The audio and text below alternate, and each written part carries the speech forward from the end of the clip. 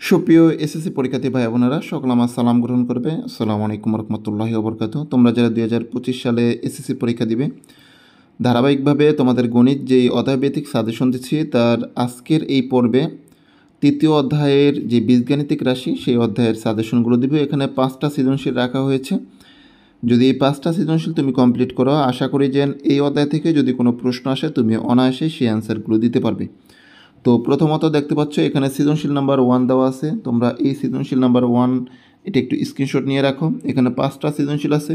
তোমরা এই 5টা সৃজনশীল যেভাবেই হোক এই নিয়মগুলো তোমরা আয়ত্তে রাখবা, তাহলে দেখা গেছে যদি তোমাদের এই অঙ্কগুলো একটু ঘুরিয়ে দেয় তাহলে অনায়াসেই তোমরা সেই অ্যান্সারগুলো করতে পারবে। এটা হচ্ছে সৃজনশীল নাম্বার 2। এখানে তোমরা সৃজনশীল নাম্বার 2 দেখতে পাচ্ছ, একটু স্ক্রিনশট নিয়ে রাখো। এরপর রয়েছে সৃজনশীল নাম্বার 3। এখানে সৃজনশীল নাম্বার 3 আছে। এই 5টা অঙ্কই তোমার তৃতীয় অধ্যায়ে তোমার 3.1, 3.2, 3.3, 3.5 সমন্বয়ে আর কি অঙ্কগুলো সাজানো। এরপরে সৃজনশীল নাম্বার 5, আগে 4টা দেখা, এই জায়গায় সৃজনশীল নাম্বার 4। এটা হচ্ছে সৃজনশীল নাম্বার 4। এই জায়গায় হচ্ছিল 55√5, এখানে হচ্ছিল 55√5। ঠিক আছে, একটু দেখে নিও। আর এরপর হচ্ছে সৃজনশীল নাম্বার 5।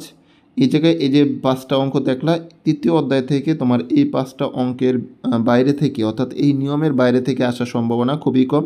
তোমরা যদি এই যে 5টা সৃজনশীলের যে নিয়মগুলো আছে এই নিয়মগুলো যদি আয়ত্তে রাখতে পারো তাহলে আমি আশাবাদী যে তোমাদের তৃতীয় অধ্যায় থেকে বীজগাণিতিক রাশি এই চ্যাপ্টার থেকে যদি কোনো অঙ্ক আসে তাহলে তোমরা ইজিলি অঙ্কগুলো অ্যান্সার দিতে পারবে। তো গণিতের ধারাবাহিকভাবে এই প্রতিটা অধ্যায়ভিত্তিক অ্যান্সার পাওয়ার জন্য বা সাজেশন পাওয়ার জন্য তোমরা অবশ্যই স্টাডি হেল্পলাইন বিডি ইউটিউব চ্যানেলটি সাবস্ক্রাইব করে রাখবে এবং ম্যাথলির যে পেজটি আছে সেই পেজটি ফলো করে রাখবে। ভালো থেকো, সুস্থ থেকো, দেখা হবে পরবর্তী ভিডিওতে। সে পর্যন্ত আল্লাহ হাফেজ, আসসালামু আলাইকুম।